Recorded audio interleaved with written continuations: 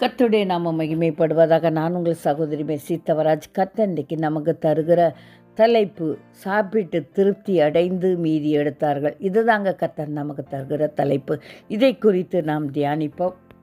திரளான ஜனங்கள் இயேசுவிடத்தில் அற்புதத்தை நாடி வருவார்கள் வனாந்தரத்தின் பாதையில். அப்பொழுது அவர்களுக்கு உணவு கொடுக்கும்படியாக தன்னுடைய சீசர்களை கேட்பார். அப்பொழுது அவர்கள் 5 அப்பமும் 2 மீன்களும் உண்டுன்னு சொல்லுவார்கள். அதை தேவன் ஆசீர்வதித்து கொடுத்தது நிமித்தம் எல்லாரும் சாப்பிட்டு திருப்தி அடைந்தார்கள். மீதியான துணிக்கைகளை 12 கூடை நிறைய எடுத்தார்கள்னு சொல்லப்படுகிறது. அடுத்த அற்புதம் என்னென்னா, இயேசுசாமி மலை பகுதிக்கு போவார். அங்கே திரளான ஜனங்கள் அவரிடத்தில் அற்புதங்களை நாடி வருவார்கள்.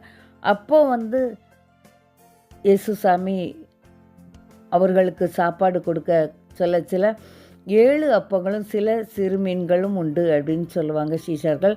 அப்போது அதை தேவன் ஆசீர்வதித்து கொடுத்தது நிமித்தம் எல்லாரும் சாப்பிட்டு திருப்தி அடைந்து மீதியான துணிக்கைகளை 7 கூடை நிறைய எடுத்தார்கள். ஆமாங்க, பாருங்கள், தேவன் ஆசீர்வதித்தது நிமித்தம் மீதி எடுத்தாங்க.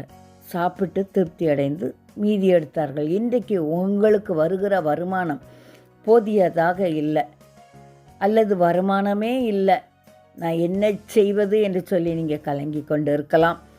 ஆனால் தேவன் இன்றைக்கு சொல்கிறார், நீங்கள் சாப்பிட்டு திருப்தி அடைந்து மீதியான துணிக்கைகளை எடுப்பீர்கள் என்று சொல்கிறார். அவரால் கூடாத காரியம் ஒன்றுமே இல்லை.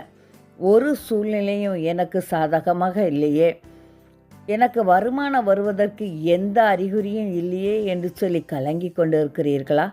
கர்த்தர் உங்களுக்கு சொல்கிறார், நீங்கள் சாப்பிட்டு திருப்தி அடைந்து மீதியான துணிக்கைகளை எடுப்பீர்கள் என்று சொல்வார். இந்த அற்புதம் என்னுடைய வாழ்க்கையில் எப்படி நடக்கும் சகோதரி? எல்லா பக்கமும் அடைக்கப்பட்ட சூழ்நிலையில் நான் தேவன் முகத்தை மட்டும் பார்த்து கொண்டு இருக்கிறேனே என்று சொல்கிறீர்களா?